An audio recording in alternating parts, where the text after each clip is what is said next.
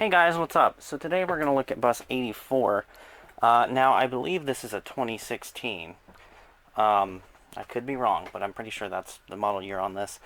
Um, it could be an early 17, honestly. But anyways, so this is 84, 72 passenger bus.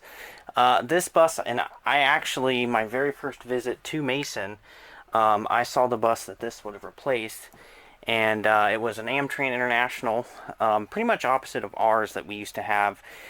This one was low headroom and had a DT 466E. I'm not sure what year it was, maybe a 99, but I honestly don't know. So yeah, this is 84.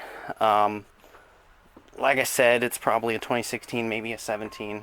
Honestly, I don't know. 72 passenger bus. Got the fender mounted signals, yellow door frames. This one does not have underbody storage. No window tint, no white roof. So still the classic specs in my mind. Then here's the back of the bus. Of course, it's got the new stop decal. And it's got LED brake, turn, and reverse. Then incandescent warning lights. And then I think, let's see, the stop sign does have LED lights on it. And looks like turn signals are LED as well. So yeah, this is 84. Nothing too special, just a CE. And I thought might be worth giving a little tour of it. Of course, I like the number, because most of you probably know my very first bus I rode in Lebanon was numbered 84.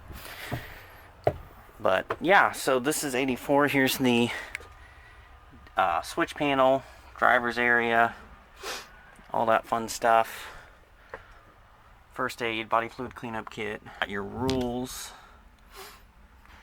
Then there's the sticker for the IC, leave no student behind system. Yeah, so that's pretty much 84. You also got the integrated car seats for the first, what was that, 3 seats on each side. So yeah, but that's pretty much it for 84. So I hope you guys enjoyed this video. Let me know what you think, and yeah,